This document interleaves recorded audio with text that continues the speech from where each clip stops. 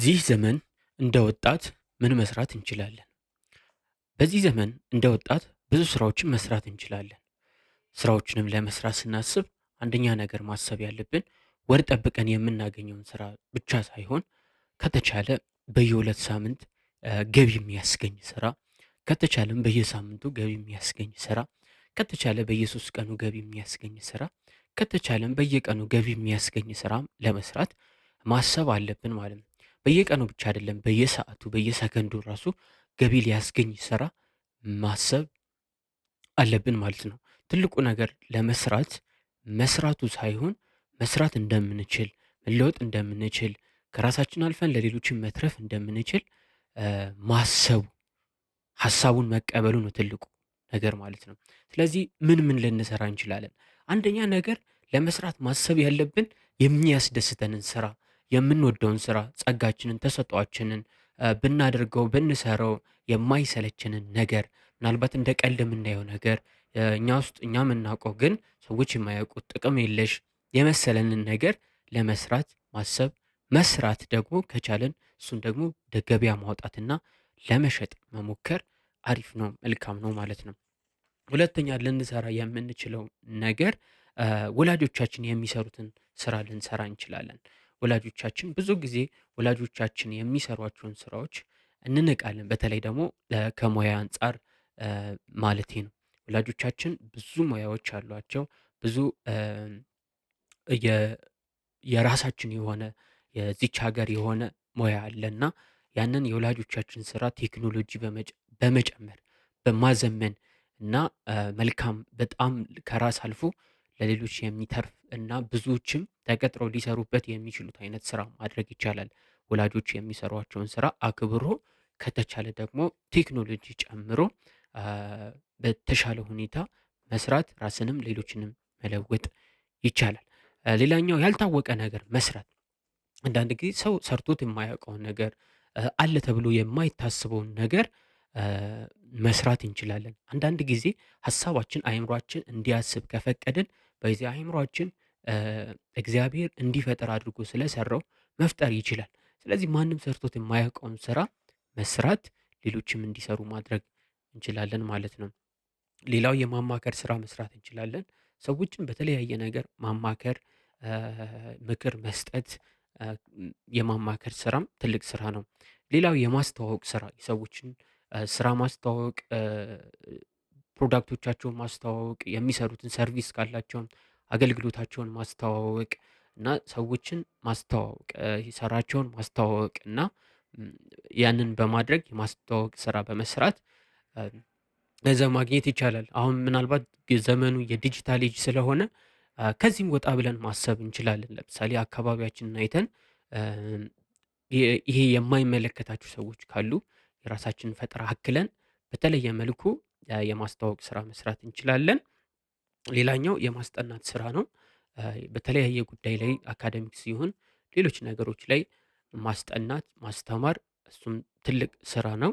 ከእኛ እኛ ባለን እውቀት ማስጠናት እንችላለን። በዚህም ብዙ ገንዘብ ማግኘት እንችላለን። ሌሎችንም መርዳት እንችላለን።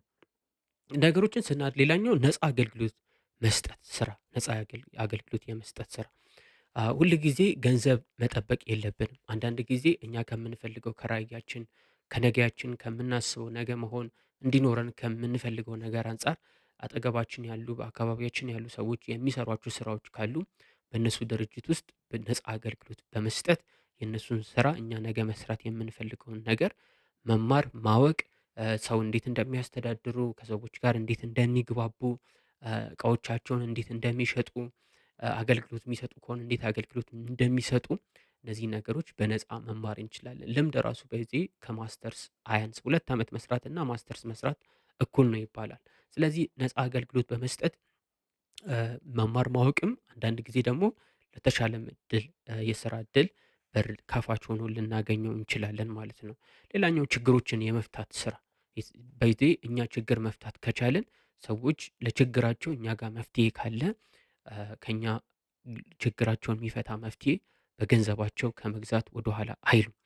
ስለዚህ ችግርን የመፍታት ስራ እና ማሰብ ያለብን ብዙ ትልቅ ደረጃ ላይ የደረሱ ሰዎች የሰዎችን ችግር በመፍታት የአካባቢያቸውን ችግር በመፍታት የሶሳይቲውን ችግር በመፍታት ነው ትልቅ ደረጃ ላይ የደረሱት ማለት ነው።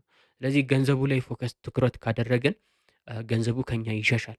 ነገር ግን የሰዎችን ችግር በመፍታት ላይ የአካባቢን ችግር በመፍታት ላይ የሀገር ችግር በመፍታት ላይ የ- የሰው ዘር ችግር በመፍታት ላይ ትኩረት ካደረግን ግን ገንዘብ ሳንፈልገው ወይ ደግሞ ሳናውቀው በገንዘብ ማማ ላይም ልንቀመጥ እንችላለን። ገንዘቡ ይከተለናል ማለት ነው። ችግር መፍታት ትልቅ ስራ ነው። ሌላው በሃይማኖት ተቋማት ላይ መስራት እንችላለን።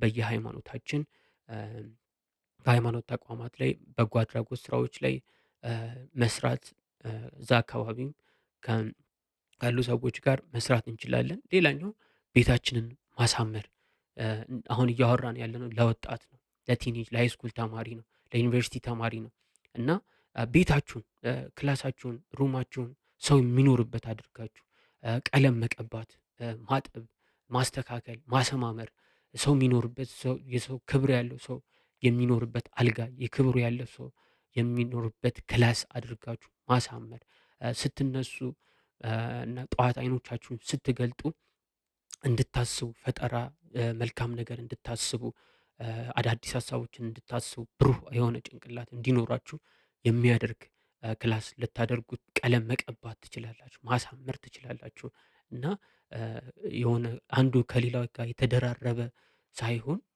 በቃ ክብር ያለው አድርጋችሁ የራሳችሁን ክላስ በማሳመር ቤታችሁን በማሳመር ግቢያችሁን በማሳመር በቃ ለሰው ክብር ያለው ሰው የሚኖርበት ቤት አድርጋችሁ በማድረግ መጀመር ትችላላችሁ። የመጨረሻው መስራት የምንችለው ነገር ማንበብ፣ ማጥናት። መጽሐፍት ውስጥ ትልቅ እውቀት አለ። መጽሐፍት ማንበብ በዚህ መጽሐፍት የማያነብ ሰው የተበደለ ሰው ነው፣ የተጎዳ ሰው ነው። መጽሐፍት ውስጥ ብዙ እውቀት አለ፣ ብዙ ልምድ አለ፣ ብዙ ሀብት አለ፣ ብዙ የታመቀ ነገር አለ እና መጽሐፍት ማንበብ እሱም ሌላ ስራ ነው ማለት ነው። ስለዚህ በዚህ ዘመን እንደሚኖር ሰው ብዙ ድስቶችን መጣድ፣ ብዙ ስራዎችን አንድ ላይ ብቻ ፎከስ ማድረግ ሳይሆን ብዙ መስራት እና አንድ ስራ ሞክረን ራሱ ባይሳካልን እ፣ በቃ ሰማይ የተደፋብን ያህል ማሰብ የለብንም። ትንተነፍሳለን። ነፍስ ከስጋችን እስካለ ድረስ ተስፋ አለን። ብንወድቅም መማሪያችን እንጂ መጥፊያችን አይሆንም ማለት ነው። ሁልጊዜ ቀና የምናስብ ከሆነ ብዙ ነገሮችን ማድረግ እንችላለን። ያ እንበርታ።